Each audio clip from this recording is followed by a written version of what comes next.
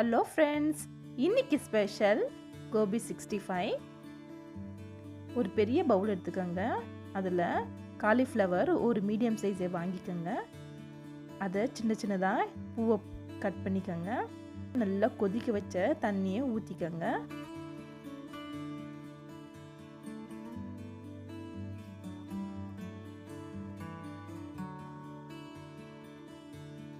மஞ்சள் தூள் 1/2 டீஸ்பூன், உப்பு 1 டீஸ்பூன்.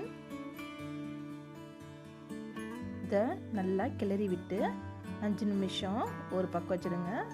அப்போ தான் அதில் இருக்க புழுவெல்லாம் கொஞ்சம் வெளியே வந்துடும்.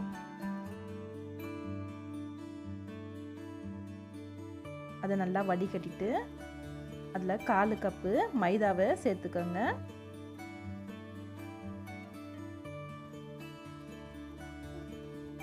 கால் கப்பு கார்ன்ஃப்ளோர்,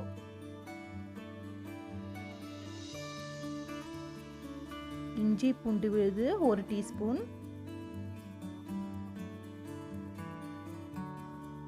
மிளகாய் தூள் 3/4 டீஸ்பூன், கரம் மசாலா 1/2 டீஸ்பூன், உப்பு தேவையான அளவு,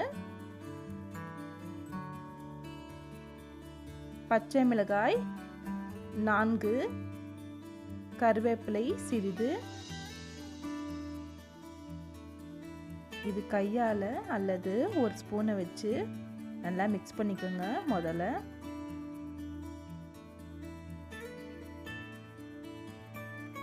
இதை நல்லா மிக்ஸ் பண்ணிவிட்டு அதுக்கப்புறம் தேவையான அளவுக்கு தண்ணீரை தெளிச்சுக்கோங்க. தெளித்து அது நல்லா மிக்ஸ் பண்ணிக்கோங்க. அப்போ தான் அந்த காலிஃப்ளவரோட அந்த மசாலாவும் ஒட்டிக்கும். எண்ணெயை சூடு பண்ணிக்கோங்க. மசாலா தடவி வச்ச ஒரு பூவாக அதில் போட்டு பொரிச்சிக்கோங்க.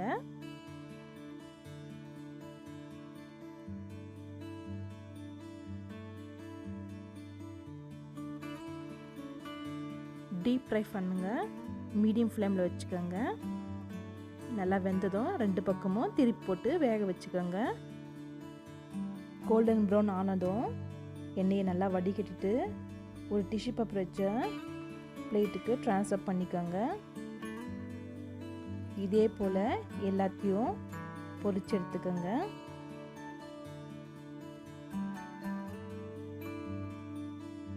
பாருங்கள், சுவையான கோபி 65 ரெடி.